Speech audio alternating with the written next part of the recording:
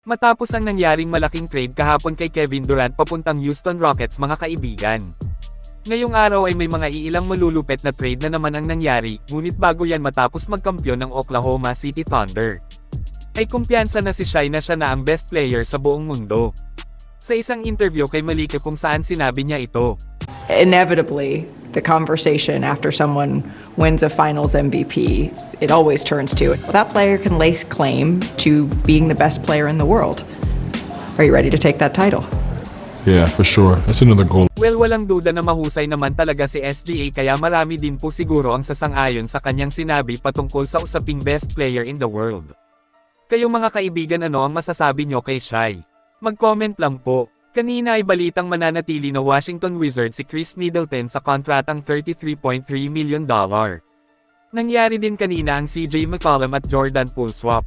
Ang kupo ng Boston Celtics naman ay wasak ang kanilang malakas na lineup matapos ma-trade si Jrue Holiday papuntang Portland Trail Blazers kapalit si Anthony Simons at may kasamang 2 second-round pick.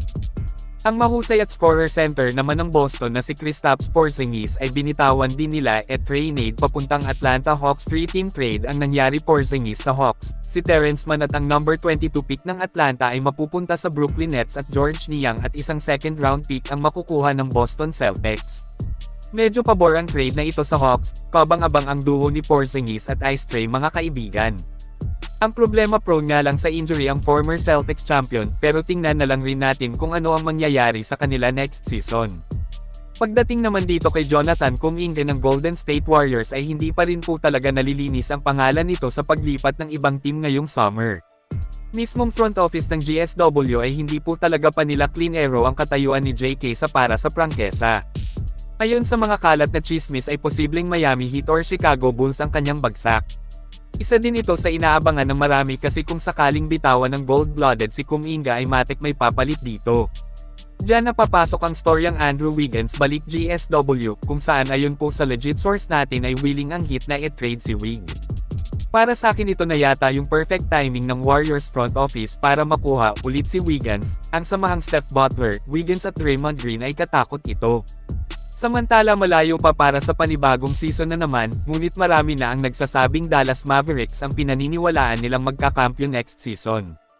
Maging ang mga batikang NBA analyst ay hulang Dallas ang pipigil sa Oklahoma City Thunder na makuha ang back-to-back champion sa liga. Well, inaasahan na makukuha lang din naman ng Mavs si Cooper Flagg sa draft na alam po nating isang halimaw na manlalaro ito, kung saan isa lang naman siya sa dahilan kaya nahirapan ang Team USA noon na may LeBron, Steph at KD. Sa madaling sabi totoong maabilidad si Flagg at sa isang interview kung saan tinanong siya na sa tingin niya sinong NBA player ang magkakahalin tulad sa kanyang galawan. Sinabi po niya parang siya daw po si Kawhi Leonard. So masakit sa tenga ito, masasakit pa rin pati mata natin sa Dallas next season. May Flagg sila, may Anthony Davis at parehong pumirma ng panibagong tig 3-year contract sina Kyrie at Daniel Gafford. Isa rin ako sa naniniwalang bagyo ang hatid nila sa liga kapag kaparehong healthy mga core nila hanggang sa dulo.